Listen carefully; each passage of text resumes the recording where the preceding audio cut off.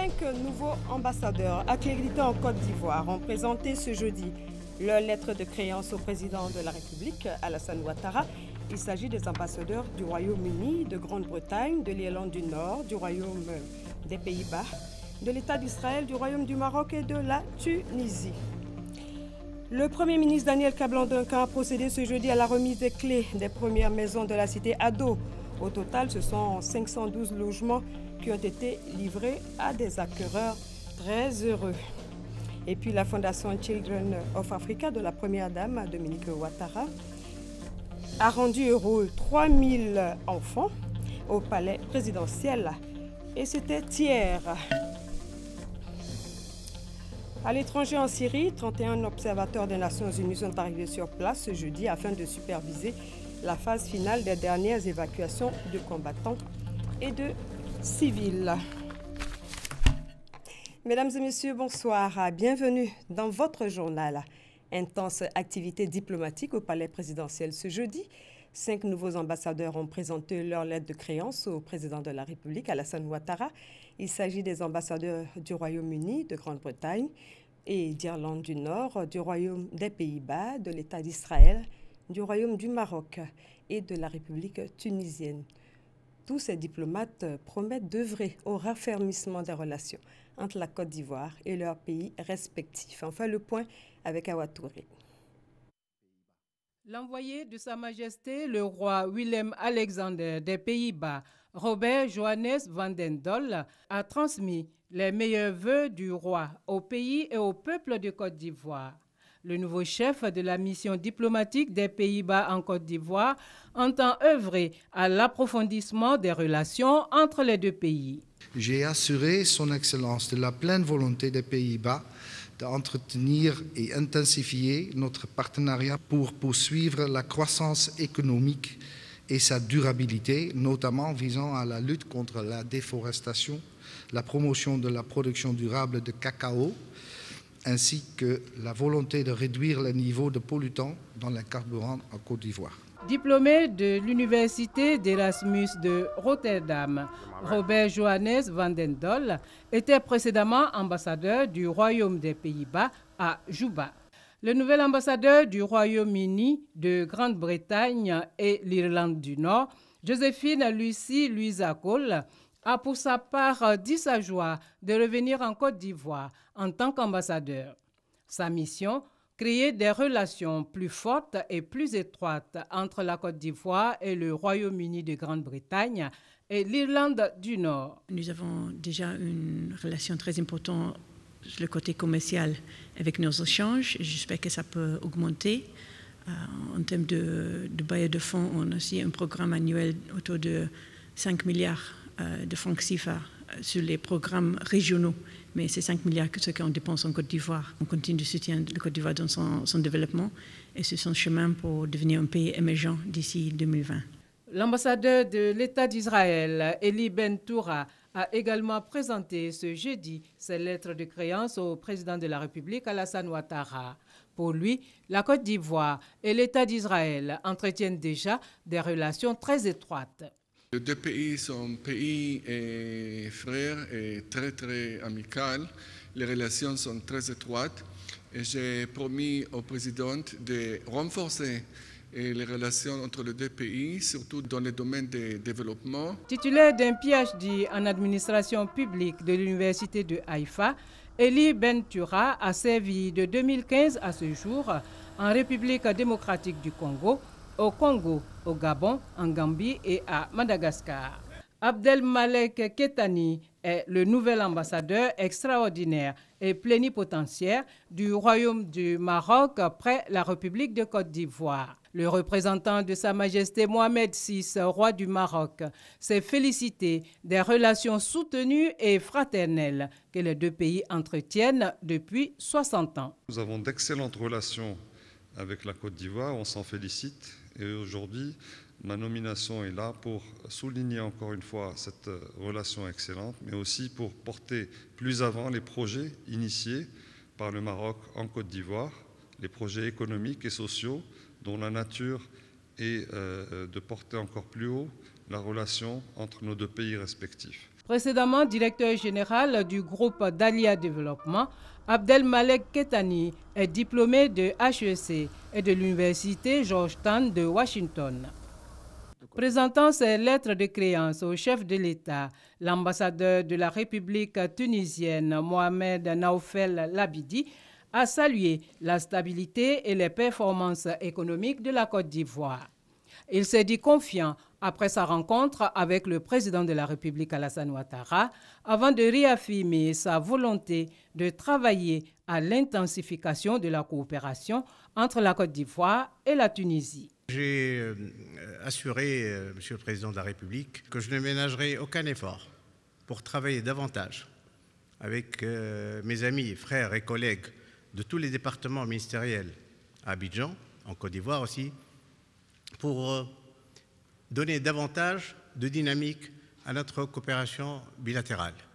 Le secteur privé tunisien est présent en Côte d'Ivoire en force.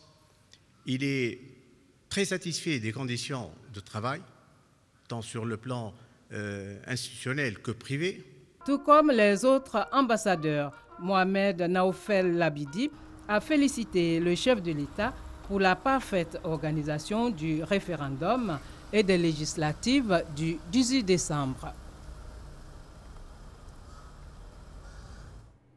Comme un cadeau de fin d'année, le Premier ministre Daniel Kablan-Duncan a procédé à la remise des clés des premières maisons de la cité Ado. Au total, ce sont 512 logements qui ont été livrés à leurs acquéreurs. Ce projet s'inscrit dans le cadre du programme présidentiel des logements sociaux initié par le président Alassane Ouattara. Les détails avec Abou Sanogo.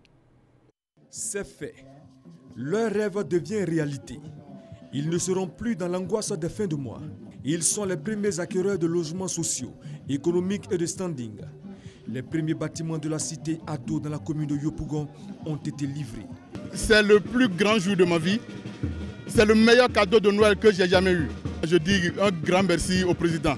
J'ai jamais imaginé que je pouvais avoir une maison à Abidjan, surtout à Abidjan. C'est ma clé, je suis dans une 3 pièces, flambant neuve. Vraiment, je ne saurais quoi dire. Cette première tranche comprend 512 logements achevés, équipés et disponibles. Et elle s'inscrit dans le programme présidentiel des logements sociaux, économiques et de standing lancé par le président de la République en 2012. Pour ce programme présidentiel, l'État a investi plus de 35 milliards de francs CFA pour les VRD primaires, plus de 5 milliards pour la purge des droits coutumiers. Le gouvernement s'engage à ne plus attendre, à procéder aux remises des clés dans une périodicité donc de 2 mois. Ce site a accueilli 3 promoteurs agréés pour la réalisation de ce programme. Aujourd'hui, nous sommes en mesure de dire que nous avons contribué à apporter une solution au problème des logements sociaux en Côte d'Ivoire. Nous avons 54 milliards sur les différentes conséquences des promoteurs, c'est énorme. Et la balle dans le camp des promoteurs aujourd'hui et d'aménageurs pour pouvoir satisfaire cette clientèle-là. Le Premier ministre Daniel Kablan-Duncan a invité les institutions financières à jouer leur partition dans l'accompagnement des acquéreurs. Il s'agit de permettre aux Ivoiriens d'accéder à un niveau de vie amélioré dans un cadre sain. C'est pourquoi de 60 000 logements sociaux et économiques initialement prévus, le nombre a été porté ensuite à 150 000 logements. Cette politique répond à l'aspiration légitime de nos concitoyens de disposer d'un toit décent à des coûts raisonnables. Cité Ado portant ainsi son illustre nom. Lui dont la promesse de campagne en 2010 s'est traduite en réalité concrète et tangible sur le terrain grâce à l'ingéniosité et à l'abnégation de tous ses collaborateurs en charge d'importants dossiers. Sur ce site, un ensemble de 2172 logements de 2, 3 et 4 pièces seront livrés en plusieurs tranches. La cité Ado aura un centre commercial, une école primaire et des aires de jeu. Le Père Noël a choisi le palais présidentiel pour faire ses premiers cadeaux. 3000 enfants chanceux ont été gâtés grâce à la fondation Children of Africa de la première dame de Côte d'Ivoire, initiatrice de cette grande fête. Que du bonheur, suivez plutôt. Vivre la Noël avant l'heure dans un cadre aussi prestigieux que le palais présidentiel. C'est l'opportunité que la première dame Dominique Ouattara offre chaque année aux enfants de Côte d'Ivoire à travers sa fondation Children of Africa. Cette année encore, l'événement a tenu toutes ses promesses. Jardin du palais présidentiel transformé en un parc d'attractions géant, en plus d'un spectacle assuré par des marionnettistes et des prestations artistiques. Le tout ponctué par la visite du Père Noël.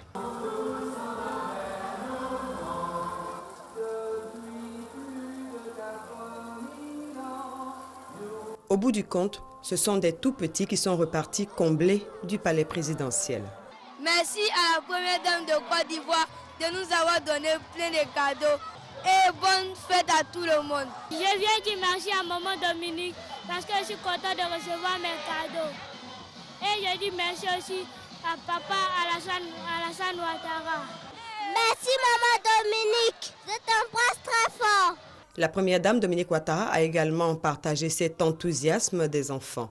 Pour elle, chaque arbre de Noël de la fondation Children of Africa est un moment de pur bonheur. Mes chers enfants, la période des fêtes de Noël est un moment que j'affectionne tout particulièrement parce que c'est l'occasion de vous retrouver pour passer du temps avec vous. Cette année encore, pour l'arbre de Noël de la Fondation, vous êtes 3000 enfants venus de toutes les communes d'Abidjan et de plusieurs autres villes de l'intérieur de la Côte d'Ivoire. Pour mes chers petits qui n'ont pas pu être présents parmi nous et pour les enfants de l'intérieur du pays, nous avons prévu les traditionnels arbres de Noël éclatés dans toutes les régions de Côte d'Ivoire. De cette façon, 15 000 enfants au total pourront en bénéficier et passer un agréable Noël. Pour cette édition 2016, l'arbre de Noël de la Fondation Children of Africa a reçu comme invités spéciaux les enfants de la région de la Mé, un pays acquis.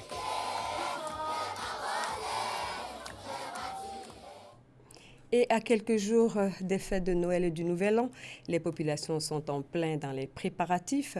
Marchés, magasins et grandes surfaces sont bien approvisionnés pour les accueillir. Cependant, cette année, tous s'accordent à dire que l'engouement des années antérieures ne se fait pas encore sentir. Citasso constat. Les fêtes de fin d'année approchent à grands pas et Noël, c'est dans quelques jours. Pour prendre le pouls des préparatifs, rendez-vous au marché d'Adjamé, un lieu très prisé. Nouveau décor, les articles ordinaires ont tous disparu pour laisser place à un autre type. Les jouets, les vêtements et autres accessoires de beauté. Je suis venu faire des achats, faire des cadeaux, de faire rire la famille, c'est important. Je suis venu accompagner ma camarade à faire des achats. Cependant, tous s'accordent à dire que l'engouement n'y est pas. Les articles s'achètent à compte-gouttes. En tout cas, le marché est très calme. On a commencé à sentir un peu de rythme à partir du 10 décembre. Jusqu'à présent, c'est devenu un peu calme. Il n'y a pas trop d'affluence par rapport aux années passées. Pour cette année décembre, on ne sent pas trop l'engouement comme l'année dernière. Une seule raison explique ce manque d'engouement. Le coût trop élevé des articles. Clients et vendeurs, tous s'en plaignent. Par rapport aux autres années, vraiment, les trucs sont chers. Je n'ai même pas encore acheté un cadeau même. J'ai acheté un ordinateur. On me parle de 15 000, 18 000, 20 000, vraiment. Oh, mon argent n'arrive pas. Bon, le marché est dur. On n'a pas d'argent. On n'arrive pas à acheter les marchandises. On ne sait même pas comment on fait. Les enfants pleurent. Mais on regarde les yeux. Depuis le mois de décembre, là, ça ne marche pas.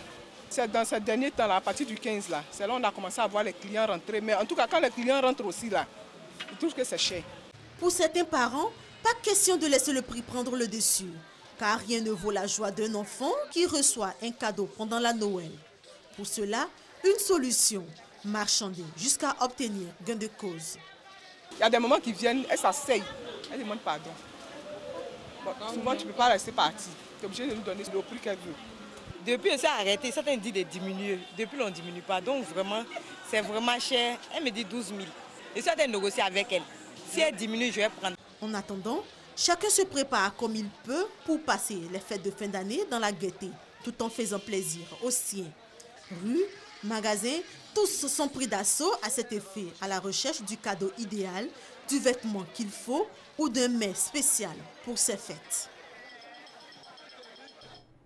Le Premier ministre Daniel Kablan-Duncan a procédé au lancement des travaux du stade olympique des Bempi, situé dans la sous-préfecture d'Anyama, d'une capacité de 60 000 places. Cette infrastructure va coûter 67 milliards de nos francs et sera disponible dans 34 mois. Fruit de la coopération entre la République populaire de Chine et la Côte d'Ivoire, ce stade olympique va accueillir les phases finales de la Coupe d'Afrique des Nations en 2021. Reportage à Boussanogo. D'ici 3 ans, la Côte d'Ivoire sera dotée d'un des grands et des plus modernes stades en Afrique. C'est sur ce site que sortira de terre le futur stade olympique des Bempi dans la sous-préfecture d'Anyama. D'une capacité de 60 000 places, il va accueillir les différentes compétitions internationales de haut niveau. Fruit de la coopération entre la République populaire de Chine et la Côte d'Ivoire, le stade olympique des Bempi va coûter 67 milliards de nos francs et les travaux de construction vont durer 34 mois. À cette occasion, le ministre des Sports a exprimé la gratitude du monde sportif au président de la République Alassane Ouattara pour la réalisation de ce projet appuyé par la République populaire de Chine. Les travaux de construction du stade constituent un catalyseur pour la mise en œuvre des 287 hectares pour la réalisation d'infrastructures connexes. À terme, le projet contribuera au désenclavement des villages riverains et apportera une plus-value aux terrains avoisinants. Sous ce rapport, on peut dire que les populations des Bimpe, d'Anyama à Djamé, de Zozonkwa, de Christiankwa et Christian II sont les premiers bénéficiaires du projet de construction du stade olympique et de la cité qui en résultera. Le Bénin est le maître d'œuvre de ce projet. Le Premier ministre Daniel Kablan-Duncan a salué l'accompagnement de la République populaire de Chine. La construction du stade olympique des Bimpe s'inscrit dans un vaste programme d'investissement et de construction d'infrastructures sportives dans le pays, décidé par le président de la République et mis en œuvre par son gouvernement. Le stade olympique des Bimpe sera donc construit à l'instar de ceux de Korogo, San Pedro, Boaké et Amsokro. Ces différentes réalisations feront, nous en sommes certains, la fierté de la Côte d'Ivoire tout entière, aux populations des sites devant accueillir ces infrastructures. Je voudrais leur dire à quel point le gouvernement est heureux de leur vive compréhension, des discussions donc heureuses qui ont abouti donc aux différentes signatures et qui ont permis donc le démarrage des travaux. Le stade olympique des Bempi va accueillir les différentes rencontres de la Coupe d'Afrique des Nations de football 2021. Il sera bâti sur une superficie de 20 hectares. Une grande figure du football ivoirien ne verra malheureusement pas cette CAN 2021. Il s'agit de Laurent Pokou, l'homme d'Asmara, décédé le 13 novembre dernier. Pour lui rendre hommage, les stars du football africain se donnent rendez-vous demain 23 décembre au stade Robert Champrou de Marcory. Et puis ce satisfecit adressé par le secrétaire général des Nations Unies au gouvernement ivoirien pour la bonne tenue des élections législatives du 18 décembre dernier. Ban Ki-moon qualifie ces élections de pacifiques et inclusives. Le patron de l'ONU salue également les partis politiques ivoiriens pour leur participation active aux élections et la commission électorale indépendante pour ses efforts afin de garantir le droit de vote du peuple. Pour terminer, le secrétaire général de l'ONU réaffirme l'engagement des Nations Unies, y compris de l'ONUCI, à continuer de soutenir le pays dans la consolidation de la paix, de la stabilité et de la prospérité à long terme. L'amélioration des conditions de vie des fonctionnaires agents de l'État, une préoccupation du gouvernement qui a relancé hier le dialogue social avec les différents syndicats. Sur la table, le point des réformes de 2012, un an après les premiers départs à la retraite sous le régime de ces nouvelles dispositions. Francis Boifo pour les détails. 4 années après l'application de la réforme sur le régime de pension publique, on enregistre des points de satisfaction. Les retraités pouvaient attendre avant la réforme plus de 2 ans, plus de 3 ans avant de toucher leur première pension. Donc il y avait une discontinuité totale entre la première pension servie et le dernier salaire d'activité. Donc la réforme a permis de rétablir ces choses, d'ajuster, le fonctionnement de l'organisme de sécurité sociale conformément aux règles qui doivent être mises en la matière. Toutefois, les organisations syndicales se plaignent de la mise en œuvre de la réforme de 2012 sur certains points. Ces organisations dénoncent la perte de certains acquis du fait de la réforme intervenue en 2012. Cette situation se caractérise par de nombreuses menaces d'arrêt de travail. Le gouvernement, soucieux du bien-être des citoyens ivoiriens en général et de celui des fonctionnaires et agents de l'État en particulier, encourage le ministre de l'Emploi et de la Protection sociale et le ministre de la Fonction publique et de la modernisation de l'administration à ouvrir un dialogue permanent avec les fonctionnaires. Le présent atelier vise à recueillir les préoccupations des organisations syndicales en vue de leur apporter des solutions et favoriser les conditions de vie et de travail des fonctionnaires et agents de l'État. La lutte contre la surcharge sur les routes va s'intensifier. Le ministre des Infrastructures économiques, Patrick Hachi, vient d'annoncer l'application intégrale et effective du règlement 14 de l'UEMOA à compter du 1er février 2017. Ce règlement est relatif au contrôle du gabarit, du poids et de la charge à l'essieu des véhicules poids lourds. Le ministre Patrick Hachi a fait cette annonce lors d'une rencontre sous-régionale organisée par le Fonds d'entretien routier. Les précisions de Francis Boifo. La surcharge fait perdre plus de 30 milliards de francs CFA par an aux États membres de l'UEMOA, selon des statistiques. L'application du règlement 14 de l'UEMOA relatif au contrôle du gabarit, du poids et de la charge à l'essieu des véhicules va mettre fin à cette surcharge, principale source de dégradation des routes. En appliquant intégralement le règlement 14, il va sans dire que les budgets d'entretien, à la longue, on pourrait les réduire pour qu'on développe le réseau. Le développement du réseau, c'est créer de nouvelles routes avec les ressources obtenues. Après plusieurs mois de sensibilisation, les autorités ivoiriennes s'apprêtent à appliquer en intégralité ce règlement. D'où l'organisation de cette rencontre avec les transporteurs et le secteur privé, la dernière d'une série. Notre souhait, c'est qu'aujourd'hui, toutes les parties prenantes puissent jouer le jeu. C'est-à-dire que les ports puissent s'équiper conformément à ce qui a été dit. Que les plateformes qui génèrent le fret puissent s'équiper conformément à l'esprit et à la lettre du règlement 14. Le ministre des Infrastructures économiques invite les acteurs à lever les dernières entraves liées à l'application intégrale de cette recommandation des chefs d'État et de gouvernement. Patrick Hachi précise les sanctions applicables en cas de surcharge à partir du 1er février 2017. Pour les ports, des amendes de 20 000 francs pour le transport national et de 60 000 francs pour le transport international par tonne de surcharge constatée. De 100 000 francs CFA pour tout dépassement de la hauteur limite de gabarit fixée à 4,50 m pour les corridors et les plateformes générant plus de 200 000 tonnes de fret par an. 20 000 francs CFA pour le transport national et 60 000 francs CFA pour le transport international, par tonne de surcharge constatée. Les autorités ivoiriennes invitent l'ensemble des acteurs du transport routier de marchandises à s'approprier le règlement 14 de l'UEMOA pour préserver les routes et éviter les accidents. Les résultats de l'enquête sur la situation de l'emploi et le secteur informel ont été remis ce jeudi au ministre de l'Emploi et de la Protection sociale et de la jeunesse, de l'emploi des jeunes et du service civique. L'objectif de ce rapport étant d'évaluer et suivre l'évolution de l'emploi et du secteur informel en Côte d'Ivoire. Voici ce qu'il faut retenir avec Issa Ieo. Depuis 2012, à l'initiative du gouvernement ivoirien, une enquête sur la situation de l'emploi et une autre biannuelle sur le secteur de l'informel est réalisée. Objectif, évaluer et suivre l'évolution de l'emploi et du secteur informel en Côte d'Ivoire. Le rapport provisoire 2016 a été présenté au ministre en charge de l'emploi en Côte d'Ivoire. La substance qui doit nous guider, vous hommes de presse, ce sont les mesures, la gouvernance que nous mettons en place pour adresser les différents sujets. Et la politique nationale de l'emploi adoptée récemment en est le support avec la stratégie d'insertion et d'emploi des jeunes que nous déployons.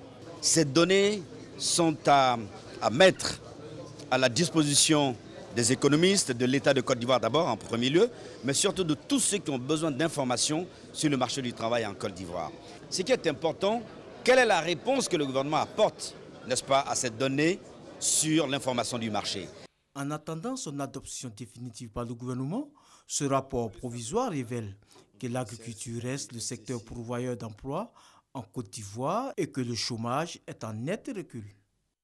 Et voilà, ce communiqué maintenant, le ministre de l'Emploi et de la Protection sociale communique en application du décret numéro 2011-371 du 4 novembre 2011 déterminant la liste et le régime des jours fériés. Le dimanche 25 décembre 2016, jour de la fête de Noël, est déclaré jour férié et chômé sur toute l'étendue du territoire national. Le lundi 26 décembre 2016, le lendemain de la fête de Noël, est déclaré jour férié et chômé sur toute l'étendue du territoire national. L'ambassade de l'Inde en Côte d'Ivoire a organisé mercredi dernier la journée de coopération technique et économique du gouvernement indien, une opportunité pour les anciens boursiers de l'Inde de se retrouver et partager leurs expériences. Ce sont plus de 300 professionnels ivoiriens qui bénéficient de ces bourses e-tech, perpétuellement grâce Kando. La coopération entre l'Inde et la Côte d'Ivoire se renforce à travers le programme de coopération technique et économique gouvernement indien ITEC. ITEC est un programme d'assistance bilatérale du gouvernement indien pour les pays en développement. Dans le domaine de l'éducation, nous nous efforçons à notre niveau de pouvoir faire en sorte que un peu plus de 80 bourses puissent être données aux fonctionnaires et agents de l'État de Côte d'Ivoire et également une dizaine de bourses pour des formations du type PhD, des formations de doctorat et des formations allant au-delà du doctorat. Plusieurs centaines d'Ivoiriens ont déjà bénéficié de ce programme. Ils témoignent de son importance. Le programme ITEC nous a permis donc de former une quarantaine de jeunes dans tous les secteurs d'activité et qui aujourd'hui constituent un leadership au niveau départemental et qui entreprennent donc d'activités de développement dans le département. Cette formation vraiment a permis de changer ma manière de voir les choses. Non seulement cela, mais au niveau du travail, ça m'a permis d'acquérir de nouvelles compétences. Ce programme touche divers domaines d'activité et contribue à approfondir les acquis des bénéficiaires. Le programme ITEC leur a permis de s'inspirer du modèle indien en matière de microfinance et d'entrepreneuriat, qui montre que ce programme est une véritable école de rigueur qui forme l'homme total. Le programme de coopération technique et économique indien a été lancé le 15 septembre 1964 par le gouvernement indien. Dans le secteur du tourisme, une campagne d'information et de souscription aux produits de la monétique a été initiée pendant 12 mois. Objectif, amener l'industrie touristique ivoirienne à s'approprier le nouveau système de paiement qui va contribuer au développement du secteur perpétuellement. Grâce Kando pour les détails. L'utilisation de la monnaie électronique facilite les activités du tourisme international. Une campagne d'information et de souscription aux produits de la monétique est initiée pendant 12 mois par la Fédération nationale de l'industrie touristique de Côte d'Ivoire, FENITOURSI. Nous avons constaté avec les statistiques de la recette mondiale du tourisme que les touristes qui détiennent des cartes magnétiques, des cartes bancaires, dépensent plus que ceux qui ont de l'espèce sur soi. La population en fait a une culture du cash. En présentant en fait les avantages des moyens de paiement électronique, alors nous pensons pouvoir amener cette population à utiliser progressivement les moyens de paiement électronique. Avec la monétique, on parle de monnaie électronique, cartes de paiement, terminaux de points de vente.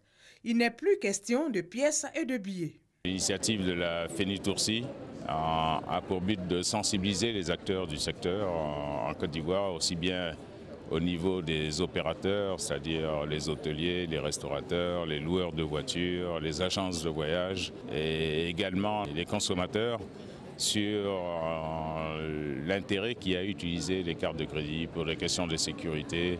La plupart des opérateurs du secteur du tourisme n'utilisent pas ce moyen de paiement. Ainsi, ils ne sont pas compétitifs sur le marché international du tourisme. À travers cette campagne d'information, la FENITOURSI veut s'approprier ce nouveau système en vue de favoriser le développement du tourisme en Côte d'Ivoire. Et un mot de culture, une rue baptisée en hommage à Bernard Dadier à Cocody. Elle est longue de plus d'1,3 km, une action de l'État pour immortaliser de son vivant l'écrivain, poète et homme politique ivoirien qui aura donné à la littérature ses plus belles lettres. La rue Bernard Dadier a été présentée aux populations par le ministre de la Culture et de la Francophonie, Maurice Bandama. En Syrie, 31 observateurs des Nations Unies sont arrivés sur place ce jeudi afin de superviser la phase finale des dernières évacuations des combattants et des civils. Ce déploiement répond à une résolution proposée par la France et adoptée à l'unanimité par le Conseil de sécurité de l'ONU. Le Comité international de la Croix-Rouge qui supervise le processus d'évacuation espère terminer rapidement cette opération qui doit permettre au régime de Bachar al-Assad de proclamer la reconquête totale de la deuxième ville de Syrie. Et pour terminer, sachez que Made in Africa revient. Votre magazine économique reprend ce soir à partir de 20h50. L'émission sera consacrée au financement des petites et moyennes entreprises. C'est la fin de cette édition. Merci de l'avoir suivi. Excellente suite de programmes sur RTI 1, la chaîne qui rassemble, et à très bientôt.